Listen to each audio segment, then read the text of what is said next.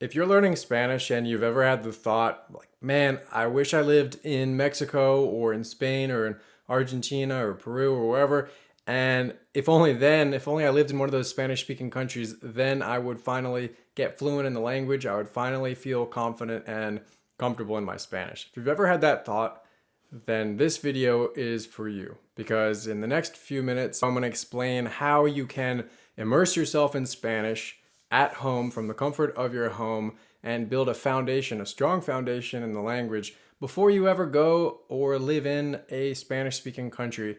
A foundation that's going to help you improve a lot faster once you do actually get there and start living or spending a lot of time in a Spanish speaking country. And before explaining exactly what you can do to immerse yourself in Spanish at home, I'm going to kind of give away the overall answer, and that is to just start replacing the things that you currently do in English slowly with things that you could be doing in Spanish. A lot of language learning gets overcomplicated, and sometimes it just boils down to a simple idea like that, just replacing the things that you currently do in English with things that you could be doing in Spanish. All right, with that overview in mind, let's look at the specific things that you can do to start immersing yourself in Spanish from home. The first thing that I recommend you do, regardless of your level, is to start to keep a journal in Spanish. A daily journal where you talk about whatever you want to talk about in it. You can challenge yourself looking up words as you go for things that you don't know how to say or explain. And depending on your level, you're going to be able to say more or less and express yourself in a more or less in-depth way. And that's okay. It's completely normal. You wouldn't expect to be able to express yourself in a really elaborate way right at the beginning. And so if you're a beginner, your journal is going to basically just be talking about using the expressions that you've been learning so far.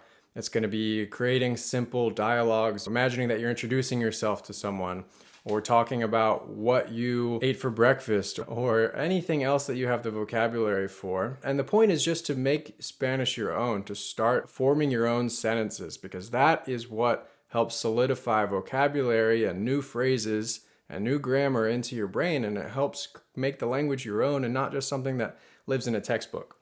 I have my own journal here that I keep, and it's just a simple daily planner, and in it, it's upside down. In it, I just write things that, I'm doing that day, or what I'm feeling like, or things that I need to get done.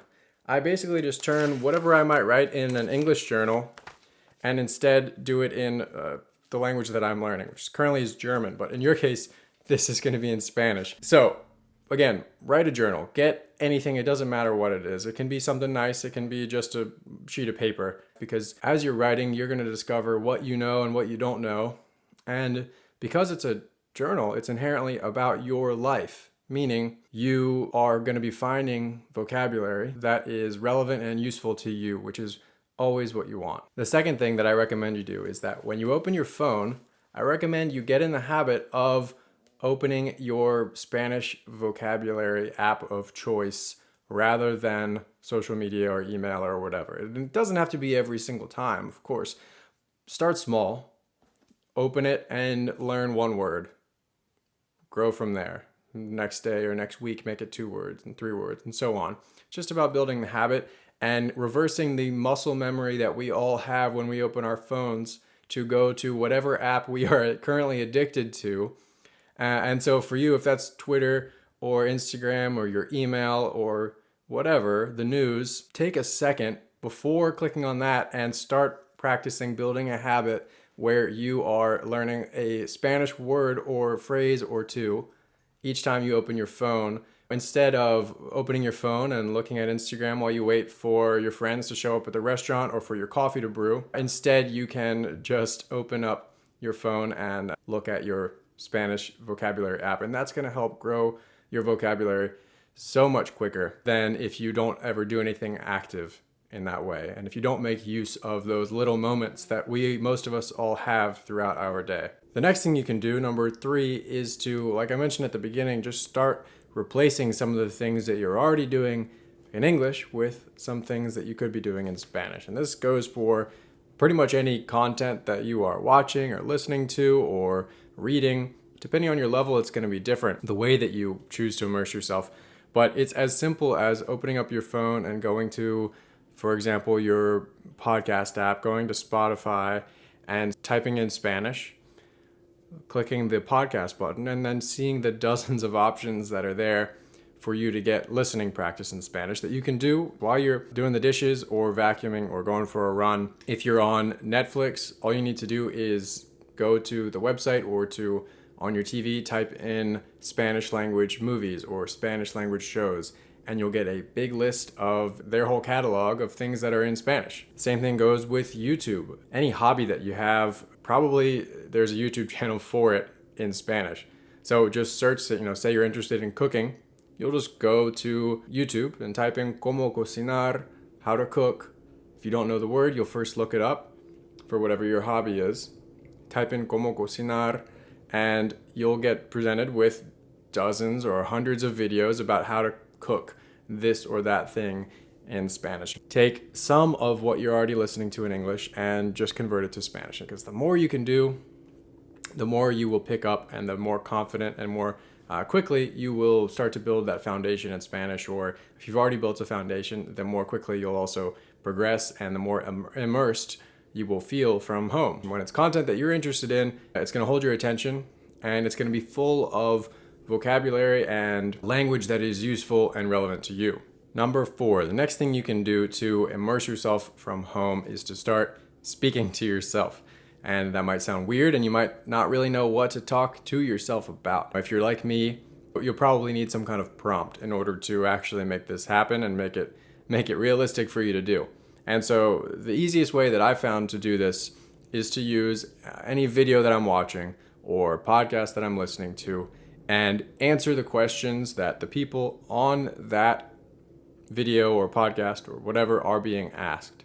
So the Easy Spanish YouTube channel is awesome for this, because they're going around the streets of lots of different cities in Spanish-speaking countries and asking people questions ranging from really everyday stuff, what's your favorite book, to a lot more complicated stuff.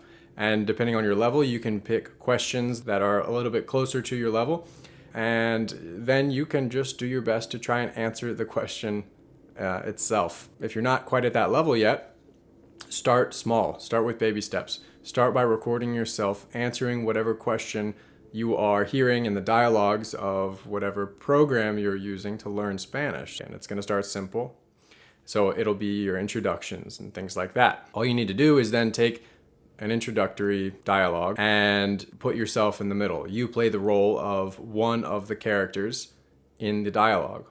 So you listen to it once, and then you put yourself in the position of one of those characters, and you pause it and participate, putting in your own words and your own things that are relevant to you as you are participating in it. Another great way to immerse yourself from home, number 5, this is for when you're tired of talking to yourself and you want to have some interaction with another person. What I recommend is to use a website like italki. They connect you with a native speaker or a speaker at a high level of Spanish, and you pay them anywhere from usually like $5 to $20 an hour to speak with you. So it can be really affordable.